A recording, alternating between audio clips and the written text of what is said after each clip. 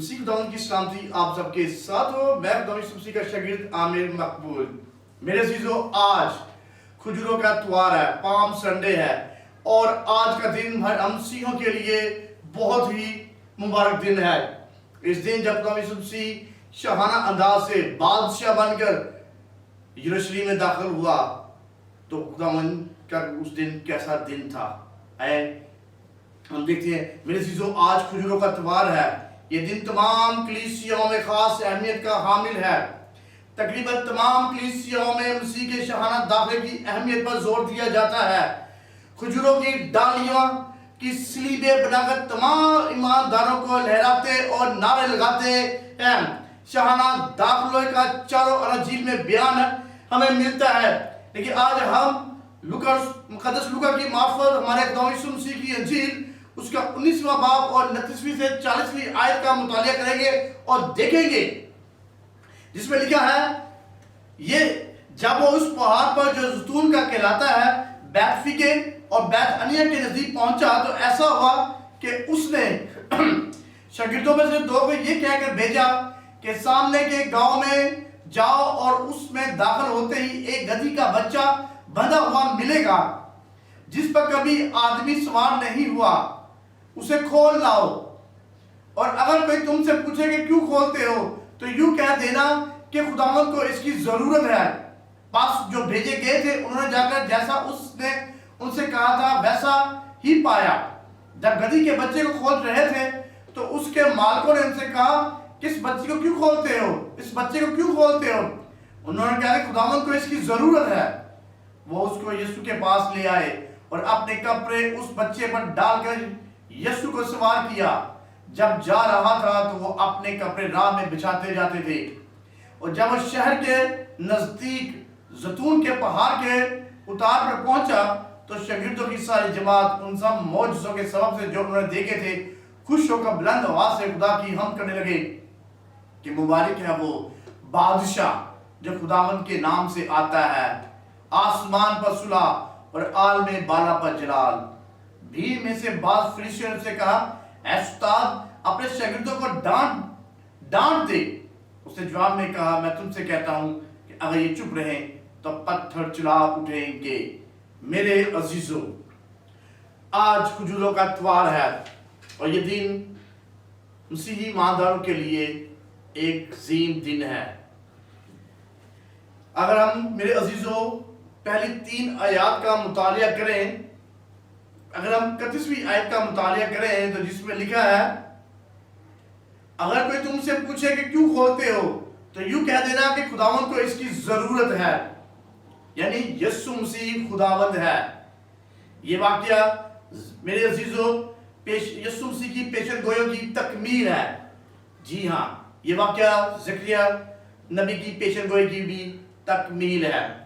اگر ہم زکریا 9واں باب اس کی 9ویں آیت کا مطالعہ کریں تو لکھا ہے، اے بنت صہیون تو نہایت شادمان ہو، اے دختر یروشلم خوب للکار، کیونکہ دیکھ تیرا بادشاہ تیرے پاس آتا ہے، وہ صادق ہے اور نجات اس کے ہاتھ میں ہے، وہ حلیم ہے اور گدھے پر بلکہ جوان گدھے پر سوار ہے۔ خداوند یسوع مسیح میرے عزیزو عہد عتیق کی تمام نبوتوں اور پیشن گوئیوں کی حتمی تکمیل ہے۔ دوسرا اگر ہم پوائنٹ ہے، خداوند یسوع مسیح سب چیزوں کا خداوند ہے۔ جتنی بھی دنیا میں کائنات میں چیزیں ہیں اس کا وہ خداوند ہے۔ خداوند یسوع مسیح انسانوں اور جانوروں کا خداوند یعنی مالک ہے، لیکن انسان کی نجات کی خاطر وہ انسان بنا اور حلیم ہوا۔ وہ خدا کی صورت پر تھا لیکن انسانوں کے مشابہ ہو گیا۔ اگر ہم فلپس 2واں باب اور اس کی 6 سے 8 آیت کا مطالعہ کریں تو لکھا ہے، اس نے اگرچہ خدا کی صورت پر تھا، خدا کے برابر ہونے کے قبضے میں رکھنے کی چیز نہ سمجھا، بلکہ اپنے آپ کو انسانوں کے مشابہ ہو گیا، بلکہ اپنے آپ کو خالی کر دیا، وہ خادم کی صورت اختیار کی اور انسانوں کے مشابہ ہو گیا، اور انسانی شکل میں ظاہر ہو کر اپنے آپ کو پست کر دیا، اور یہاں تک فرما بردار رہا کہ موت बल्कि सलीबी मौत को गवारा की मेरे अजीजों, मेरे खुदावंद यीशु मसीह ने और आपके खुदावंद ने, जो सब चीज़ों का खुदावंद है। यीशु ने पैगंबर भेजे, यीशु ने अपने शागिर्दों को भेजा। अगर हम 34वीं आयत को देखें, उन्होंने कहा खुदावंद को उसकी जरूरत है। यीशु मसीह ने अपने शागिर्दों में से 2 को भेजा। खुदावंद हम में से किसी को भी कोई भी काम करने का हुक्म दे सकता है। वो शागिर्द गए, हम उसकी ताबे फरमाने के लिए ताबे फरमाने में हमेशा तैयार रहें। 2 दी गई है रहर के मुताबिक गद्दी का बच्चा लेकर आए। मेरे अजीजों, आज भी हमें तैयार रहना है कि खुदा कब हमें बुलाए और हमें भेजे। आज भी जरूरत है कि हम शागिर्द होते हुए दुनिया के लिए, दुनिया के लोग के लिए बाहर जाएं और लोगों को शागिर्द बनाएं खुदा यीशु मसीह के नाम से। अगर खुदा यीशु मसीह हमें भेजता है, अगर वो अपने शागिर्दों को भेज सकता है तो वो हमें भी भेज सकता है। एज अ मिशनरी के तौर पर हम दूसरे मुल्कों में जाते हैं, लोगों की खिदमत करते हैं, तो खुदावंद हम में भी काम करने की तौफीक देता है और हम उसकी फरमाबरदारी करें, उसका इनकार ना करें। अगर खुदावंद का पाक रूह हमें कहीं भेजता है किसी काम के सिलसिले में, तो हमें इनकार नहीं करना चाहिए, बल्कि फरमाबरदारी के साथ हुक्म मानते हुए हमें जाना चाहिए। लोगों ने अपने कपड़े उसके ऊपर डाले। मेरे चीजों, लोगों ने गधी के बच्चे पर अपने कपड़े डाल दिए। खुदावंद के प्यार, उसकी तकरीम में लोगों ने ऐसा किया। उसकी मोहब्बत में सब कुछ और सब चीजें बड़ी नहीं है। अगर खुदावंद यीशु मसीह की मोहब्बत ऐसी थी, लोगों ने अपने कपड़े उसके राह में बिछा दिए, क्योंकि खुदावंद ने उनके लिए बहुत से काम किए थे, मौजज़ात किए थे उनकी जिंदगी में। मसीह हमारे लिए इंसान बना, उसने हमारी निजात के लिए तजस्सुम में अपने इख्तियार और जलाल को एक तरफ रख दिया, सलीबी मौत में उसके कपड़े उतारे गए।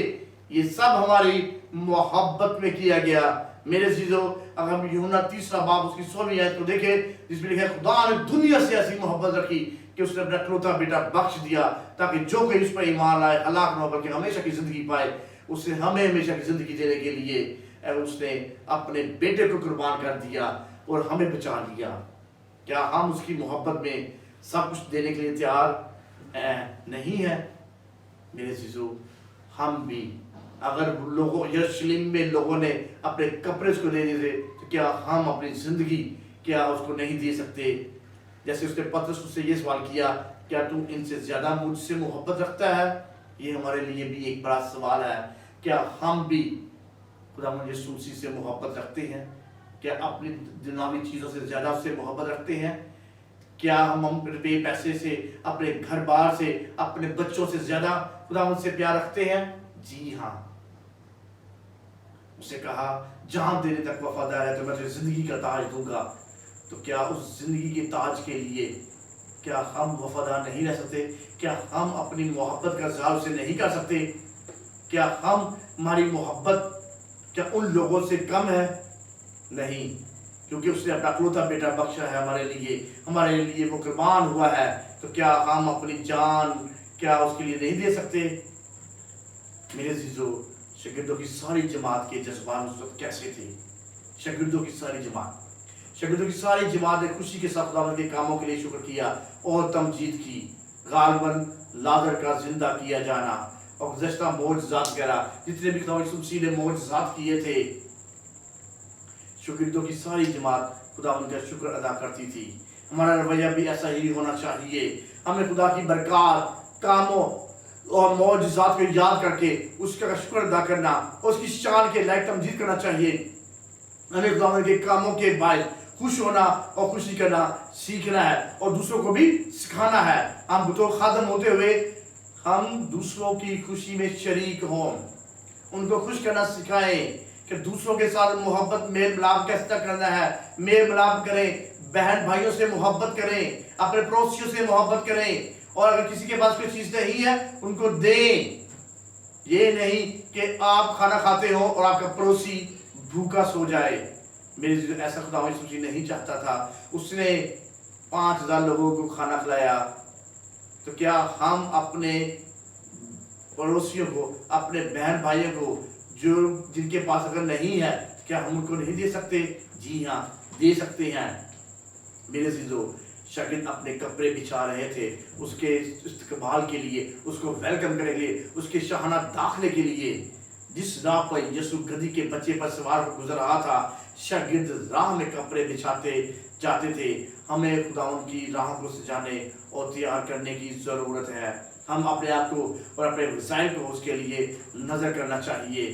जी हाँ खुदावंद के लोगों, ऐ ईमानदारों, हमें भी शागिर्द और उस वक्त यरूशलेम के लोग खुदावंद की राह में अपने कपड़े बिछा रहे थे, अपने वसाइल दे रहे थे, तो हमें भी खुदावंद की राह में ऐसा करना है।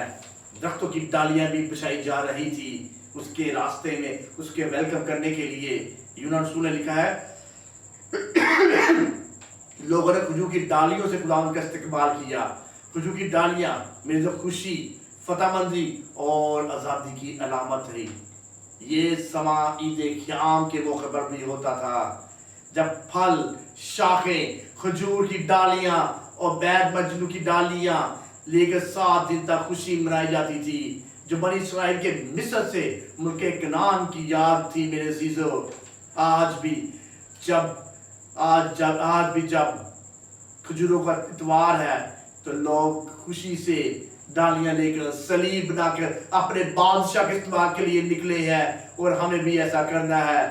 ईमानदारों, आओ और खुदावंद के इस्तेमाल के लिए निकलो और उसके इस्तेमाल करो और अपने वसाइल को इस्तेमाल करो, ताकि हम खुदावंद को अपनी मोहब्बत का इज़हार कर सके।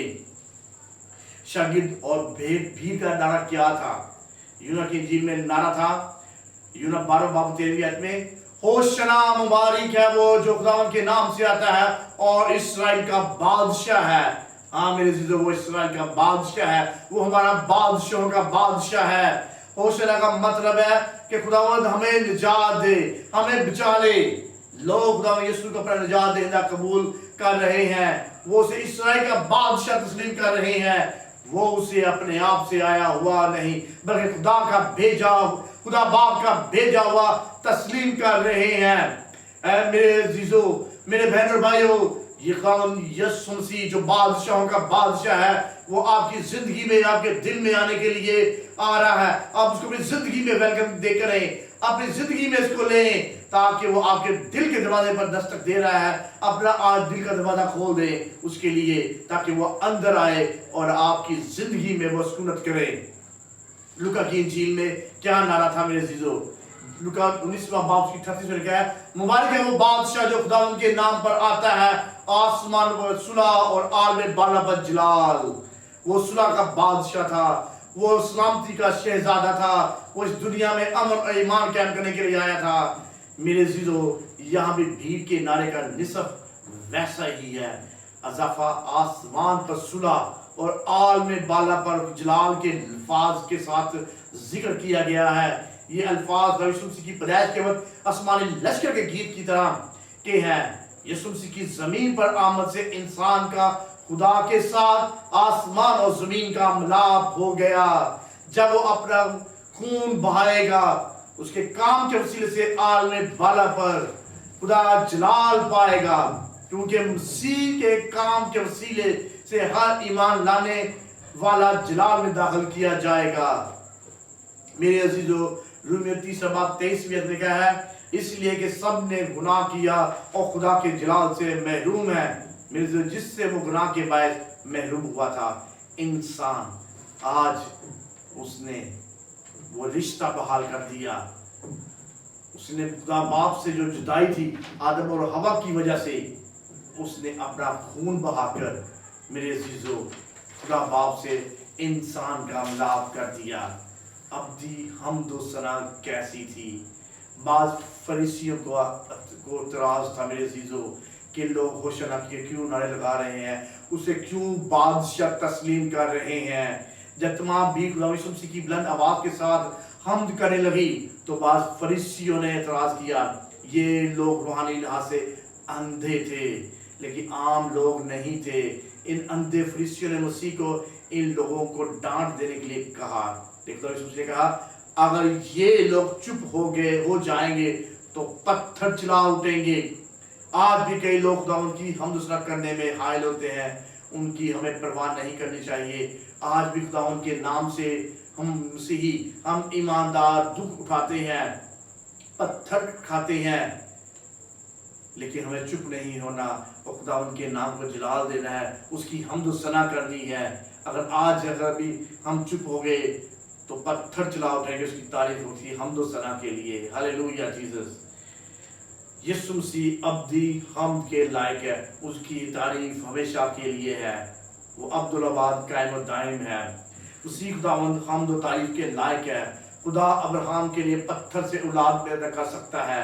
متی رسول نے لکھا ہے شیر خوار اور بچے بھی جب خداوند کی حمد کرتے ہیں تو خدا کی قدرت کامل ہوتی ہے.